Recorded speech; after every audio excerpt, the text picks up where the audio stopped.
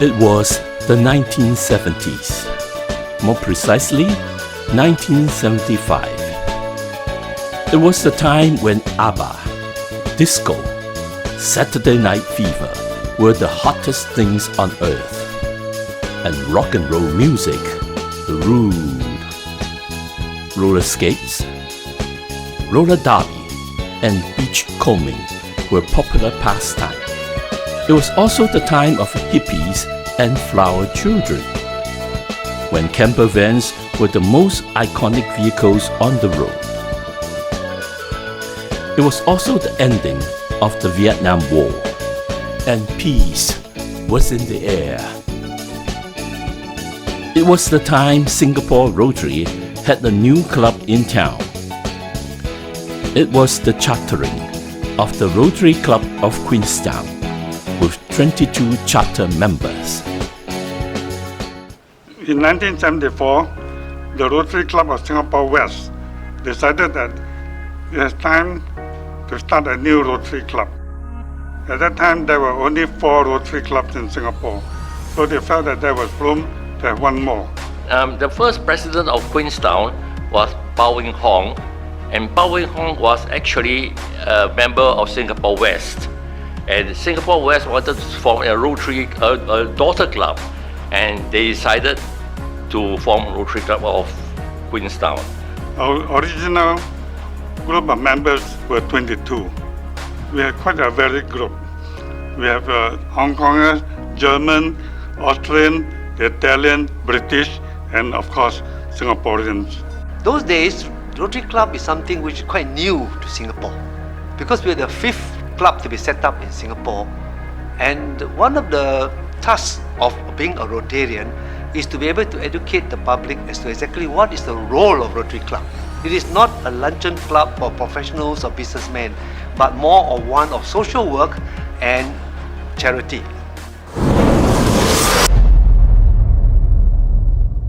The Rotary Club of Queenstown has been a vibrant force in our community, a testament to the power of service through fellowship. We have seen countless projects blossom, from local initiatives to regional collaboration and disaster relief. We have raised substantial funds for charities, touching the lives of countless people. One of the most interesting projects, major projects that we have, was to raise money for the Nanyang Polytechnic bursary. It involved the classic cars, and what we did was have the 20-30 cars line up on the expressway and drive through the tunnel during the soft opening. The Thai AIDS Orphan Project was started in 1998 when a Chiang Mai South Rotarian came to Singapore to visit, and she was telling us about her club, and she was telling that their club picked up 12 orphans from the streets in Chiang Mai. All of both parents of these kids died of AIDS, and they were hanging out on the street because nobody wanted to pick them up for fear that they are HIV positive. Queenstown actually provided the $500 per person funding for this project, but the Chiang Mai South Rotarians, they will provide the supervision on their education and also the liaison with each and every family that these kids were adopted back to. Each year, we organize a trip to Chiang Mai, and at least 15 to 20 Queenstown Rotarians will go to this project. And then while we were there, we will go, besides meeting up with our sister club in Chiang Mai South, we will take the orphans to picnics, and we take them bowling and take them on tours to historical sites. We had a good time with them, and we know each one by their name. So, and then it was just tremendous. Tasya project started way back in 2015 when I was sitting next to our past president, Sin. I said it was time for me to give back to society, and I was going to build a house in Cambodia, so I thought. But Sin said, why don't you go and teach English in his village in China where his grandfather was born? So I said, okay, why not? Let's try. But I have no experience in teaching English to anybody. That's how it started. My favorite memory of the Rotary Club of Queenstown is in Taxia in China, where my great-grandfather came from a village. He started a lot of different projects to support that village, and the Rotary Club of Queenstown took on one of those as their adopted projects, which was building the dormitory for the school in that village. And for me, it was just really special to be in that setting with my family and so many of the Rotarians, and to have that shared, I think, joint passion for something, and excitement and enthusiasm for a project was special for me. And to see their continued support over the years, it's really become a project that is 100% now driven by and owned in that sense by the Rotary Club of Queenstown, and that passion continues. One of the most memorable events from the Rotary Club of Queenstown is the Willing Hearts project. We actually arrived there at 5 a.m. To actually start cooking meals, preparing all kinds of vegetable and stuff to actually feed the needy. And that's actually about 10,000 meals daily. That's one of my most memorable events.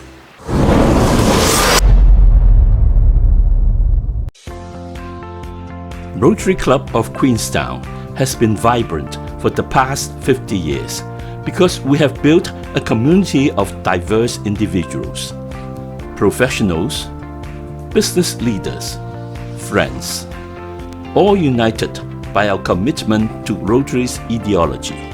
For me, the strength of Rotary Club of Queenstown is its diversity.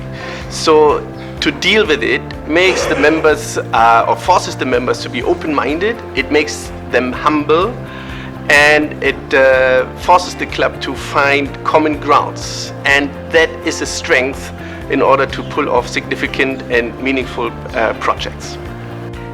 Most of my life has been around me, myself and my family, and I was looking for a vehicle to give back to the community. That's when I met Linda, and we made an instant connection, and I met the members of Rotary Club of Queenstown, who I found to be diverse, not just in their backgrounds but also in their mindset, what they like to do. And I felt like this is the right fit if I have to serve the community, if I have to do something beyond my life. A prime example of diversity at our club is the Anglican Care Oktoberfest at Sime. Although it's a German festival, it's celebrated by mixed nationalities at our club with a lot of joy.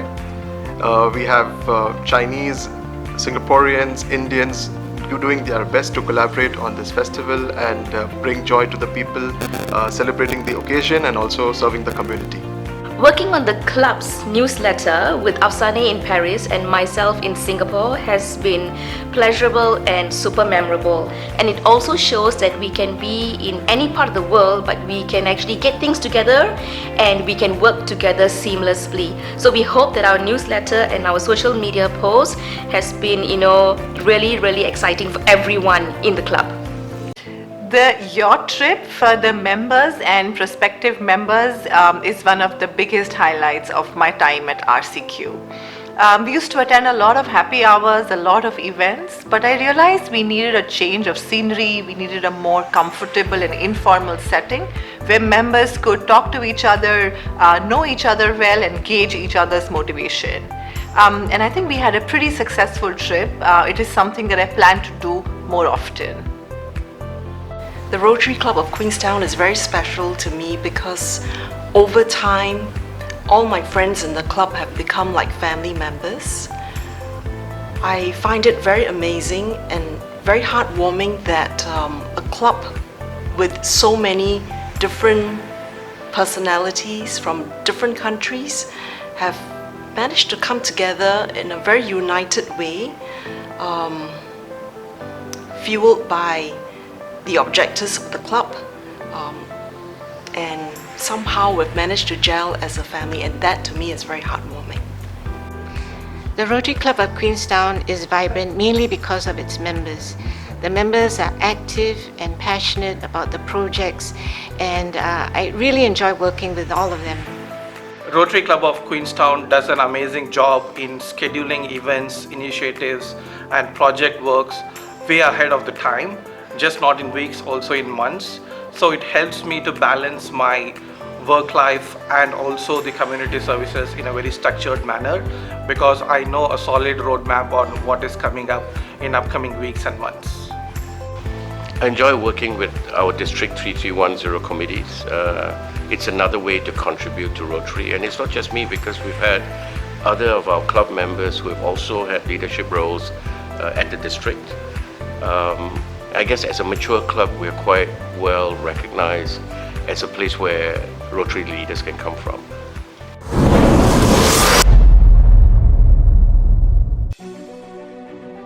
As we look back on these 50 years of achievement, a question arises.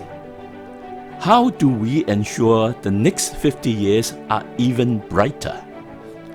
How do we maintain this incredible momentum? Rotary Club of Queenstown is already a very vibrant club, and for us to sustain that for the next 50 years, we need to continue to focus on the diversity of our membership, to leverage their different backgrounds.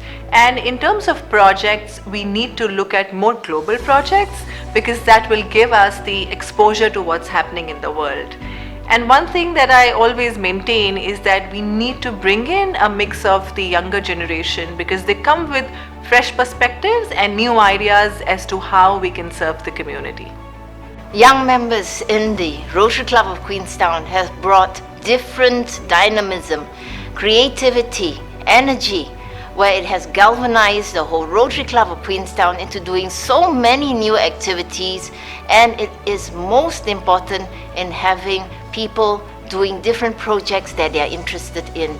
And therefore, the end product is we are actually one family creating new projects to make everybody want to come for Rotary Club every week, because it is so interesting, not only for the projects we're doing, but friendship. The Rotary Club of Queenstown can stay vibrant for the next 50 years by doing what they're doing. I think what we're already doing is so great. Rotary Club of Queenstown can stay vibrant by staying cool and relevant in these times. In terms of relevancy, we need to onboard members who are in tune with the projects that we do at our club. And in terms of being cool, we need to maybe adapt to the changing scenario around us by maybe using AI or by using other types of technology which can support our club and help take us forward for the next 50 years. We can sustain the growth of the Rotary Club of Queenstown over the next years by continuing to invite friends and family members to our events. I would call myself lucky that my family is quite interested in the activities of Rotary Club of Queenstown. So my kids are keen to know what the club is doing, and due to the fact that some of the projects are quite appealing to them, makes it easier for me to bring them along. So as long time allows, they are in. The Rotary Club of Queenstown can stay vibrant by attracting members who can actively contribute to the club, whether by their time, their talent, or financial contributions. Rotary always look for money. So one way is make use of the skill set of the members, whether as a hobby or interest, and apply it so that you can raise fund. Our club has been fairly successful in attracting younger members below 30, 40, more female members. And I think it's because we are a compelling club. We have a great diversity in nationalities. I think last count we had about 12 nationalities from all over the world. We have a decent male-female mix. We're trying to attract more women as well, and younger members. And this trend will continue. I think that the Rotary Club of Queenstown can remain vibrant in the next 50 years. If it remembers, I think that what is really special about this club, and at the heart, I feel, of this club is friendship. And it's the depth of the relationships that have been forged, and those bonds that have been built over the years. It's great to welcome new people, and the club is always very warm in that sense. But it's also nice to have that comfort, that familiarity, and that stability of the older members who continue to remain committed. And I think if the organization is able to continue in that vein, then I have no doubt that the Rotary Club of Queenstown will definitely be very vibrant in the next 50 years. Like in this club here, 50 years, why I stay so long? Because I enjoy it.